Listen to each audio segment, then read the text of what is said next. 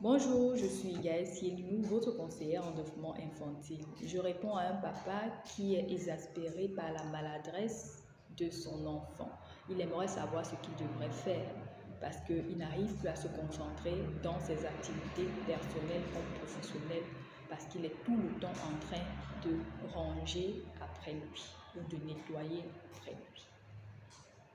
Comment réagir face à un enfant maladroit? D'après Maria Montessori, une pédagogue très célèbre, l'intelligence se développe par le mouvement. Elle rappelle également que la nature donne aux animaux la perfection du mouvement dès la naissance, mais chez l'homme, ce mécanisme-là n'existe pas et donc il a besoin de le créer et cela passe par des expériences pratiques. Pour faire plus simple, cela signifie que pour qu'un enfant maîtrise certains gestes, il a besoin de commettre des erreurs. C'est vrai, ce n'est pas quelque chose de facile à vivre. Cela étant dit, il y a donc plusieurs façons de réagir face à un enfant maladroit. Les encouragements. Offrir des encouragements verbaux, c'est bien, bravo, c'est super ce que tu fais. Et la patience, et montrer de la patience. Il va se sentir valorisé et sera à même de pouvoir exercer ou alors pratiquer la chose en question. Et cela va renforcer sa confiance en lui. Vous êtes les modèles de vos enfants. Donc n'hésitez pas à leur montrer comment effectuer une tâche en utilisant des gestes doux et contrôlés. Cela va également les aider. Les corrections constructives. Lorsqu'un enfant commet une erreur, il est important de fournir une correction constructive et non de le blâmer ou le critiquer. Non. Lorsque un enfant a du mal, a des difficultés à effectuer une tâche, il est important donc d'adapter, vous pouvez adapter ces tâches-là pour qu'elles soient simples ou faciles pour lui. Félicitez votre enfant lorsqu'il fait des efforts, des progrès, aussi minimes soient-ils, et encouragez votre enfant à pratiquer régulièrement. Cela va encore plus l'aider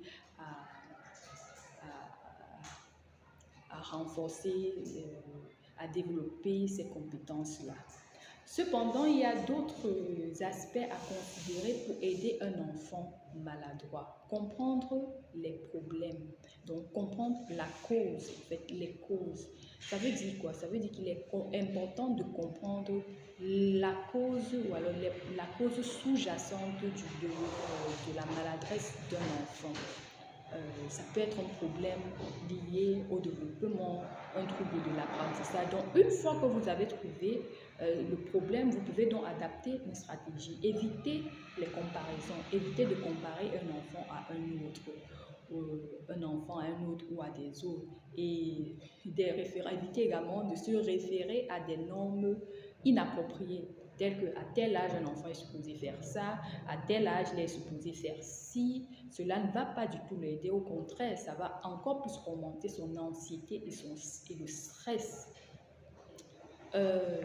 Favoriser des activités appropriées, c'est-à-dire encourager l'enfant à participer à des activités qui prennent en compte son développement et sa capacité. Cela va encore renforcer davantage sa confiance en lui et lui donner encore plus, améliorer ses compétences, les soins médicaux.